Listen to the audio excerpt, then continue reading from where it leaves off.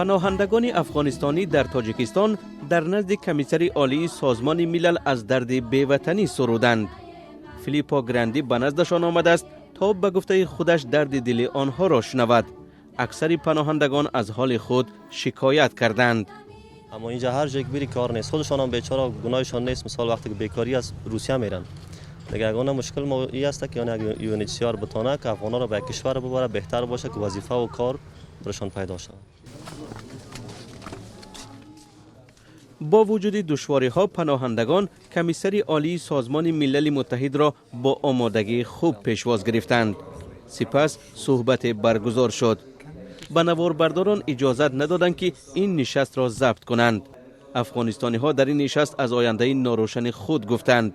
چون در تاجیکستان جای کار نیست، به کشور سیوم رفتن نمی‌توانند و بازگشت به وطن خودشان هم ناممکن است. فیلیپو گراندی با آنها یگان وعده مشخص نداد. تنها گفت که او و همکارانش تلاش می‌کنند تا شرایط زیست گریزه ها در تاجیکستان بهتر شود. We will continue to work with the government of Tajikistan to try and ensure ما البته همکاری ها را با حکومت تاجیکستان دوام می‌دهیم تا چاره‌های ضروری اندیشیده شود که گریزگان در اینجا از کمک‌های ضروری برخوردار شده توانند.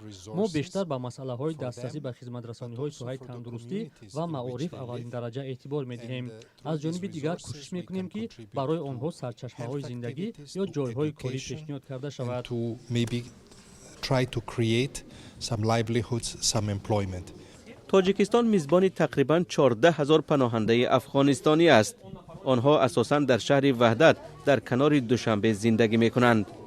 رئیس جمعیت مهاجران افغانستانی در تاجیکستان بعد ملاقات با فیلیپو گراندی خلاصه‌اش را چنین بیان کرد.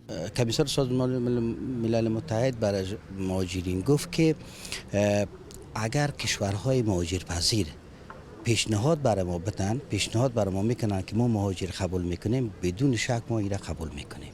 اما کسانی که با امید انتقال آمدین در تاجیکستان، با امید انتقال اینا اشتباه کردین. کسانی که اسپانسر هستن اینا میتونن که به هر زمان برن، اما کسانی که از جنگ گریختین و جمهوری تاجیکستان آمدین این کدام مشکل نداره. امید پناهجویان از دیدار با نماینده عالی سازمان ملل متحد شاید چندان برآوردن نشد. حالا آنها چاره جز مطابق شدن به شرایط تاجیکستان را ندارند.